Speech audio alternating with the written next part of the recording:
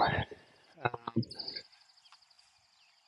woke up this morning pretty well refreshed. Uh, some stuff on my mind right to start out for the day, just relating to some of the projects I have going on. One of them being the networking meeting I'm organizing.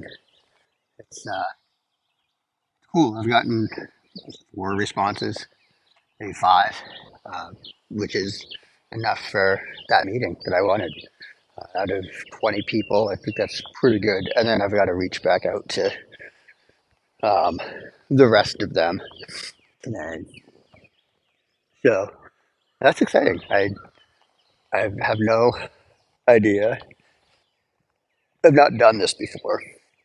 So I'm kind of running blind. I've got a general plan, or had a general plan in mind. I just started kind of implementing it step by step.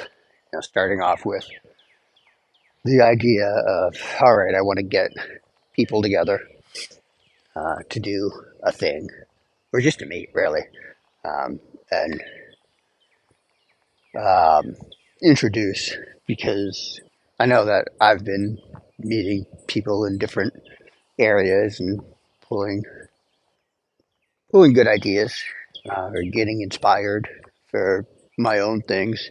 So I just wanted to expand that group a little bit and give the opportunity for others to do that. So once I had that idea established, I uh, made a short list of people I wanted to invite, and then I filled that list out to be longer than it was. I think I started off with 5 names, and those were the people that I'm constantly talking to now. And then I peeled it back a little bit to um, be other people who I've met over the years, or recently over the years, or interacted with, who um, I I think have similar interests in. I, I shouldn't say similar interests necessarily, but some of them do. But um, have a business mindset, or have a business, or involved with a business, or any sort of like growth. And even if they're not in a business or have their own business, have interest in business processes and ways to do things. And that's what the point of the networking thing is, really, for this meeting that I'll be hosting, will be to really talk about good business practices, whether that be in marketing, administration, um, product design, anything, um, where people can bring their questions, their problems, and we can talk about it together in a, I guess it's a think tank at the end of the day, which is something I've wanted to do for a while. So I guess that makes sense. Perhaps I ought just call it what it is, a think tank. And now that I think of it, I should reach out to the person who I met someplace who was organizing her own think tank, somewhat locally to where I am, uh, in Biddeford, Maine, not too far away from me. I met her at the Rue Institute, um, at a workshop they put together there for entrepreneurs, um, and she had talked about the think tank that she organizes there, a small little local gathering. And I like her approach, because she goes into the community, works with, and goes to like different venues within the community. My meeting's going to be online, because have people from all over the country. I don't know about world, country, that are being invited. So we will not all be able to be in the same room this time. But I see it. I see it growing in the future.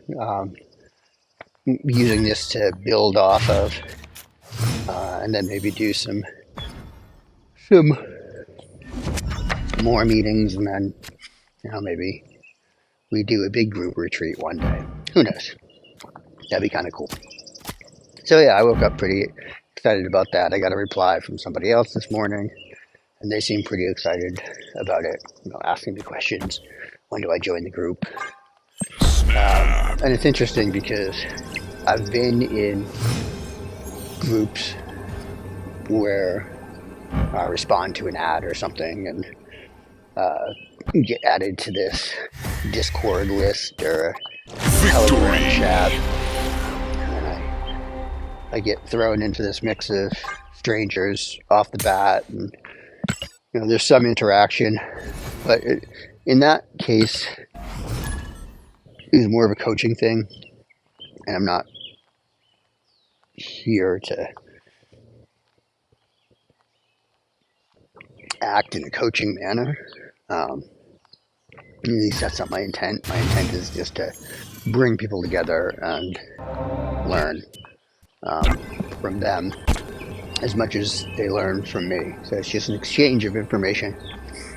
So maybe I should put together after the meeting.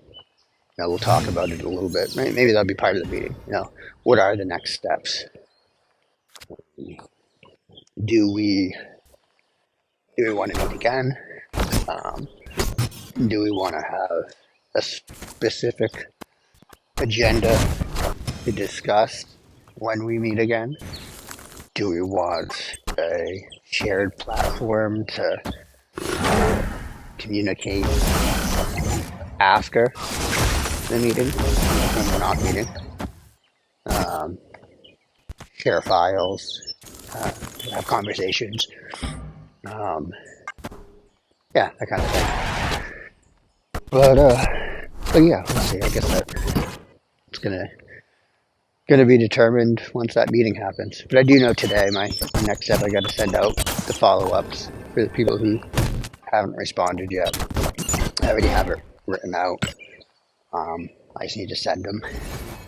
I wanted to wait, a week or so before jumping right on the follow-up. My sense of time is very fast in these cases. Like, I feel like it was months ago that I sent the first invitations, but it really was only like a week ago. And in the span of the week, I've been like, oh, I gotta follow up.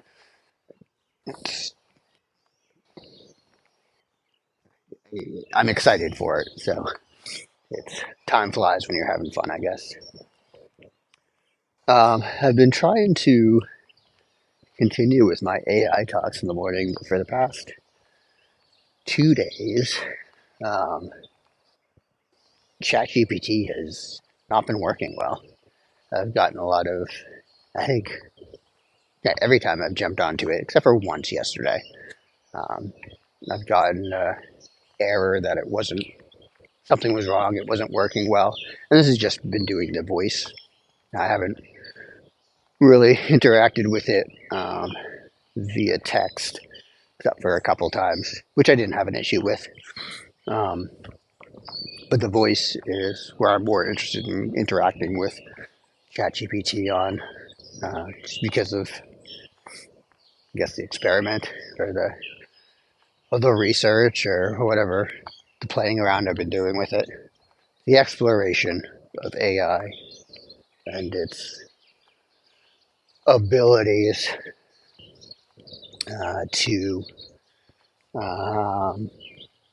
or I guess my ability to interact with it as a human. So that's been a little bit disappointing. And also, especially, like, so part of my experiment has been, I guess in a sense, using it as a therapist, but not really. Just talking to it about uh, everyday things, like what's on my mind, and exploring things from that AI angle. But if so, there really needs to be. My takeaway from that is there needs to be some reliability there, because if I were to want to use it as a therapist, let's say, I don't recommend using AI as a therapist, but if I wanted to rely on it for timely things, I wanted to talk to somebody in the moment, and it's not available because of some technological thing. That's not a great thing. Uh, it adds a level of disappointment, and I will. It feels like I'm abandoned a bit as well. Um, that's just kind of the initial feelings that come out of it. Uh, that's just me being honest with my emotions on it. But I can imagine if there's like a true reliance, that those feelings, those small feelings I felt were kind of would be intensified, uh, because it's a, more of a need at that point than just a desire to talk to anybody, ChatGPT or whatever. And ChatGPT would be the thing, or the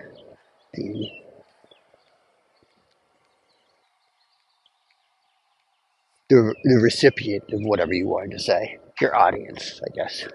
And if your audience doesn't show up, then it can be disappointing.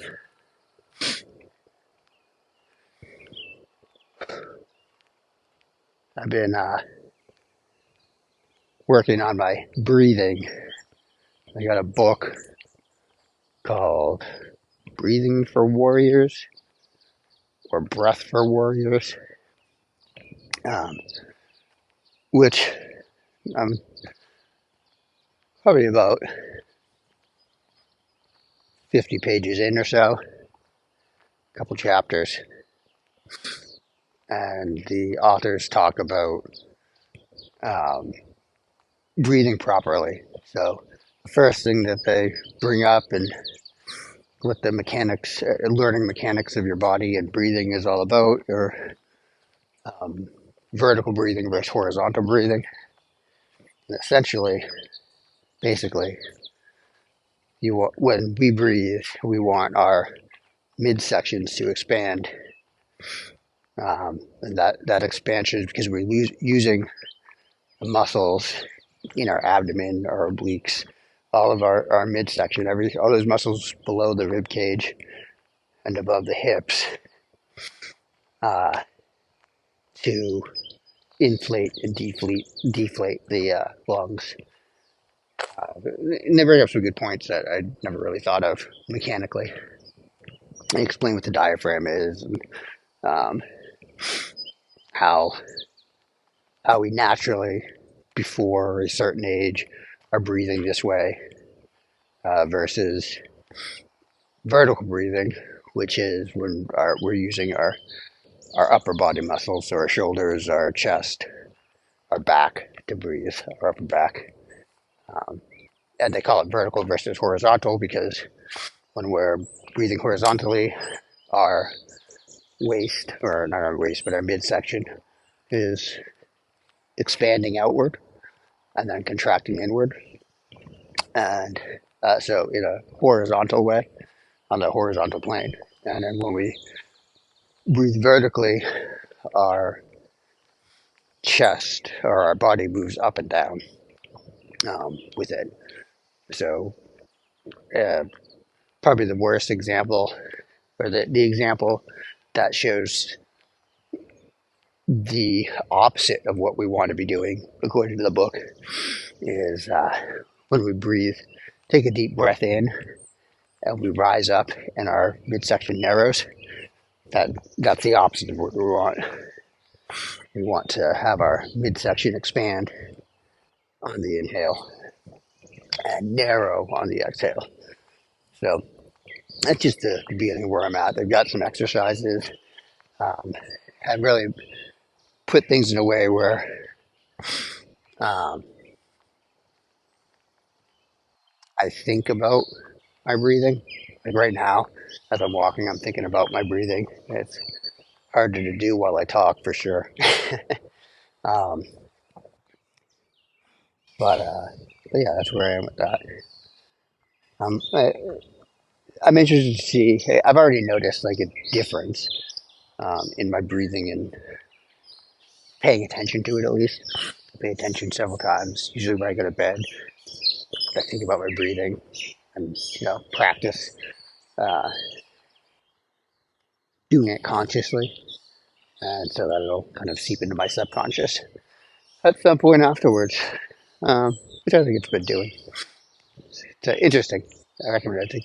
Again, I think it's called Breath for Warriors, but or Breathing for Warriors by two authors, two doctors. Um, all right.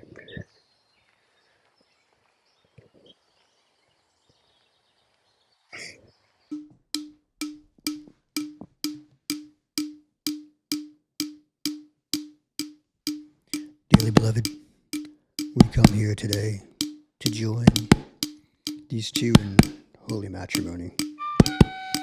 There's this person standing to your left, my right. Here's this person standing to your right, my left.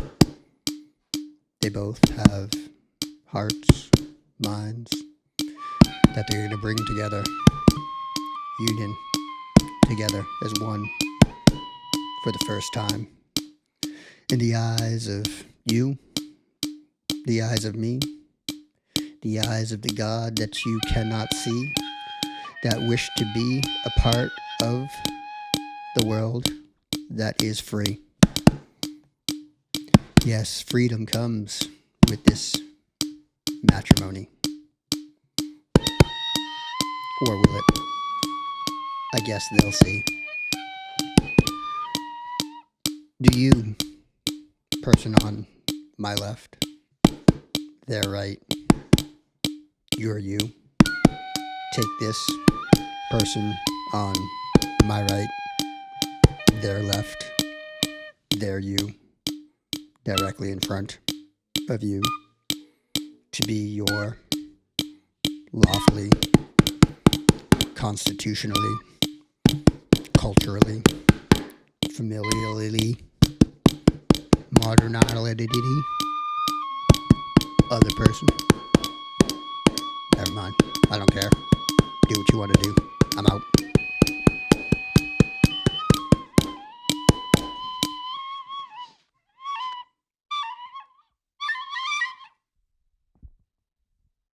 Put the flute down, sir.